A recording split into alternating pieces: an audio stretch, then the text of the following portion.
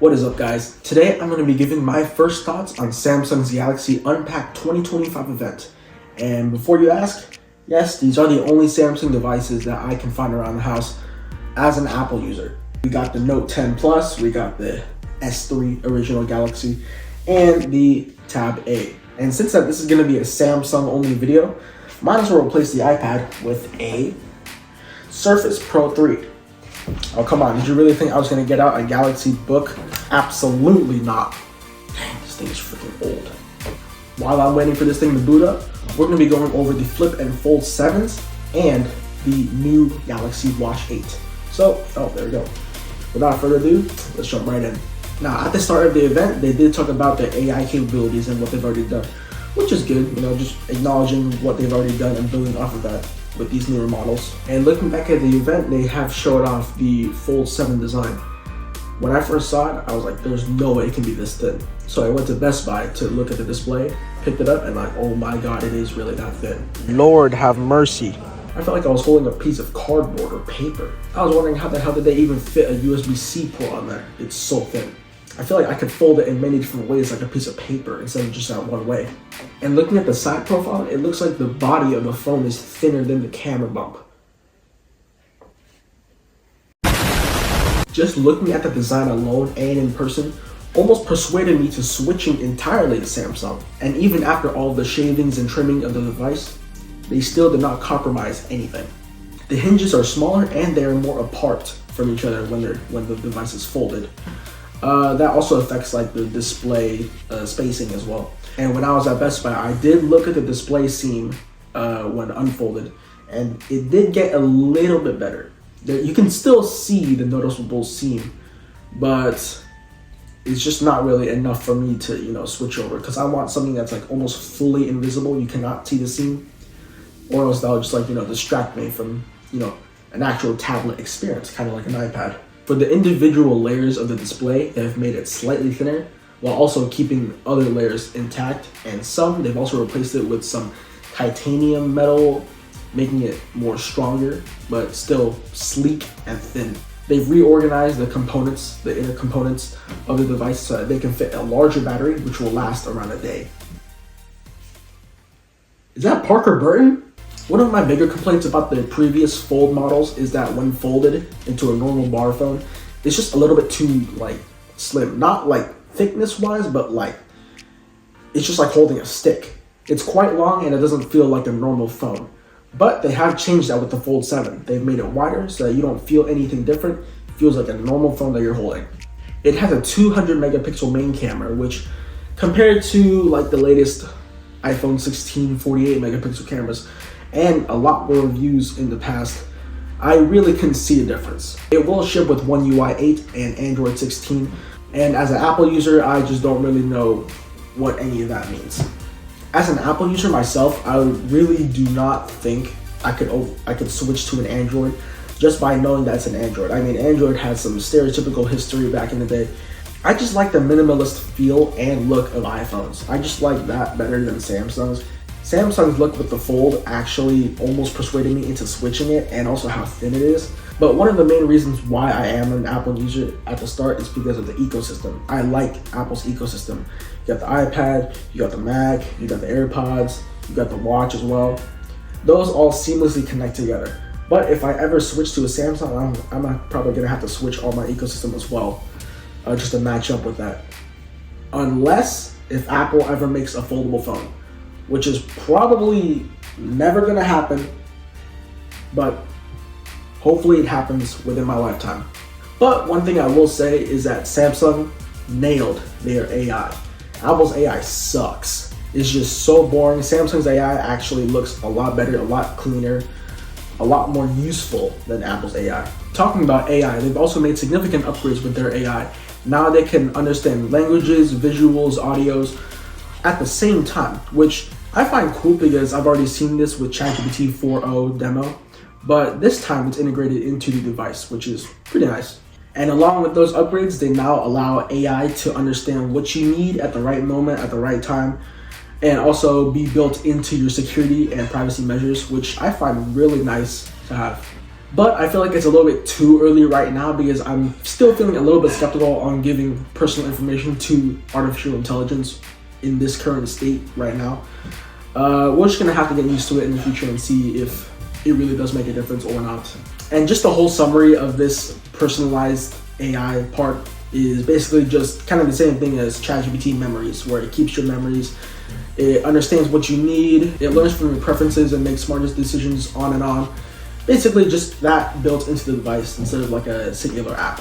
And now they partnered with Google so that they can get the latest Android software and officially make it the fastest rollout of the latest Android on a Galaxy device out of the box. And I find this to be a great decision because Google are already leading in the market with Gemini, which I find very useful and much more accurate than ChatGPT or any other. Well, Grok can stand by too. Grok will compete with Gemini. But right now, this is a very good decision by Samsung. And Google is continuing to upgrade AI of theirs as well. And that's mostly going to be focused on the Fold 7 because the Fold 7 is already such a versatile device. It can basically do anything now. So basically Gemini is going to be more useful on the Fold 7 than any other Galaxy device. Maybe ever, maybe that'll change in the future. And overall, just making the AI experience much better on the Fold 7, like adding new events to a calendar, photo to search, searching for definitions, all that stuff. That's basically almost half the entire video. I'm just trying to look for the hardware. There we go, finally some hardware. The Fold 7 includes a Snapdragon 8 Elite chip, which is a big improvement over the previous predecessor. This chip has 38% faster CPU, 41% faster NPU, which is neural processing unit, which is just AI performance, and 26% boost in GPU. And going to the camera, the 200 megapixel wide lens camera now has 44% larger surface area for the sensor, which will now deliver higher crisp quality of photos. And after you take that photo, it then goes through a Pro Visual Engine, which will enhance the photo even more. I wonder how enhanced this photo is going to look after using 200 megapixels and a more advanced Pro Visual Engine. Not the same engine that they used last time, or not the same as Apple's. Apple's, I mean, it's alright. It gets the job done for enhancing a photo afterwards, but I don't know. I'm just going to have to test out the camera quality on this thing if I have $2,000. And with the front camera, they've also improved the field of view of 100 degrees now, which is a pretty good upgrade, especially if you look at that camera sensor. That thing is very small at the front, but somehow they've managed to make it look like the exact same size, but still improve it so much more. And apparently now that they're advertising that their screen is now good for video editing. I'm the type of person that edits on like a tablet, a big screen, like a 13-inch iPad that I have over there. I'm not really a big fan of mobile editing.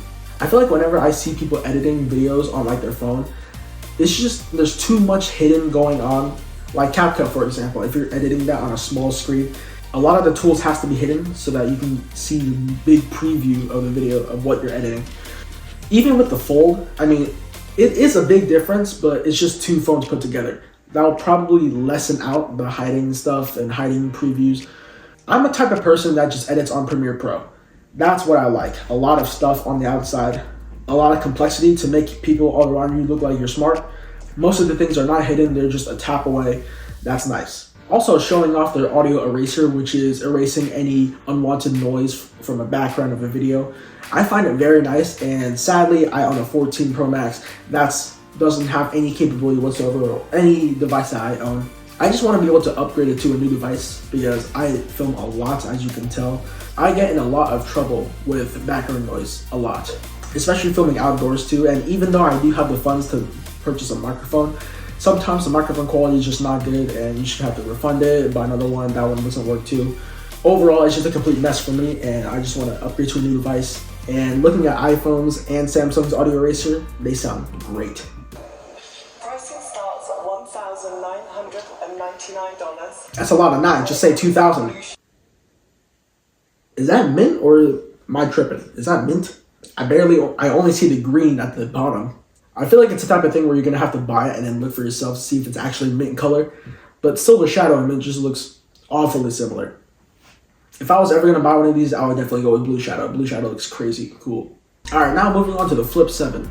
Looking at the design, they obviously made it thinner. When it's folded, it kind of reminds me a lot of like an iPod back in the day. It's very sleek, very cool. And in Best Buy, I did see a display of the Flip 7 right next to the Fold 7. So obviously I had to check that out as well. I flipped it around and saw that in the folded position, they've extended the back screen by a lot. It's basically all screen at the back. The previous generation is just most of it is screen, but this one is like all screen. And looking at the aspect ratio and proportions of the device, they have made it a normal bar phone style proportion, which feels great in the hands. I have held it. Feels very nice in the hands. Unlike the Flip 6, where I tested it, it's just way too thin, just like a stick. Most of the changes I see in the hardware, like the battery and the screen, basically the same thing as the Fold. They made some layers of the screen thinner, and they made the battery just slightly bigger. But somehow that equivalents to 8 hours of more playtime in the Flip 7. It uses the same armored hinge as the Fold 7. Okay, the back screen is called Flex Window, apparently. 4.1 inches is a big upgrade. And I personally like the hole punches from the screen as well. The cameras and the flashlight taking over the screen, that's what I like. It reminds me a little bit of the dynamic island on iPhones. That's what I like. I know that some people don't really like it because it covers up a little bit of information on the screen, but if you're integrating it around the device, I think it looks pretty cool. One thing I really loved about the Flip 7 experience for me was how versatile the device is. I did use it in the camcorder position. It doesn't really feel great because obviously it's a flip phone, not meant for a camcorder, but it can be used as a camcorder. The device already knows that you're being in camcorder position. So the phone already knows that you're gonna be in camcorder position, and it just turns the camera app into camcorder position, if that makes sense. But apparently there was more. The Best Buy guy employee just took it right out of my hands, did some wacky stuff with it, gave it back to me in camcorder position. But in the back, the flex window turns on, showing what the camera sees. And that basically just lets the subject know, like, if you're in camera, knows what you look like, if you look good in the photo, and at that point you can just take the photo, which is crazy. The flex window can also be used for temporary subjects, like insights. Basically just notifications on what's going on in the world right now. Just like this. But it's on the flex window, so you don't have to unfold your phone or anything. The bigger flex window, in my opinion, is a very good design. But it is sad that now we cannot extend the flex window even more, unless if they make the phone bigger.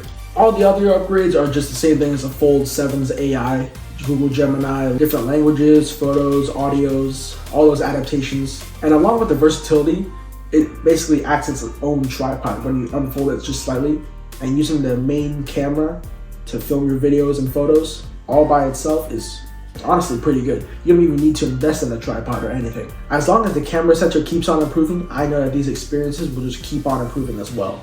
Because now we've reached the flex window limit. It cannot get any bigger, unless if they somehow bend the flex window around the sides. Kind of like this one. Okay, there we go. That is mint. That's what I'm talking about.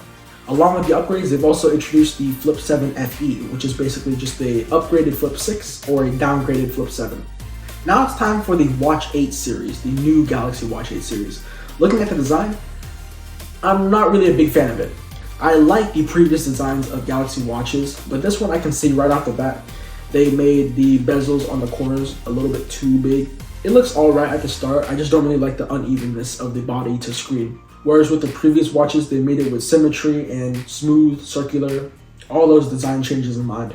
All the other fitness stuff that I've seen in this Watch 8 is kind of similar to what I've seen already in Apple's WWDC 2025 event that I've already reviewed. Daily goals, monthly goals, fitness coaches, all that stuff I've already seen. And they're also now integrating Google Gemini into the watch. Yeah, most of this section just upgrades their digital health section, their heart rate, sleep quality, even medication as well. And that's it for the Galaxy Unpacked 2025 event. What did I think of it? Very cool stuff. Fold 7, I am 100% sold for. Will I ever get the Fold 7? Primarily not, because of the past reputations and stereotypes of Android. And I get it, I could just set those aside and worry about the device itself. The device is very cool in its current state. But there's just so much simplicity that an iPad or an iPhone has. I'm definitely intrigued in folding phones in this age, but if I'm ever gonna get a folding phone, it's gonna be an iFold. Thank you guys for watching, and I'll catch you guys in my next video.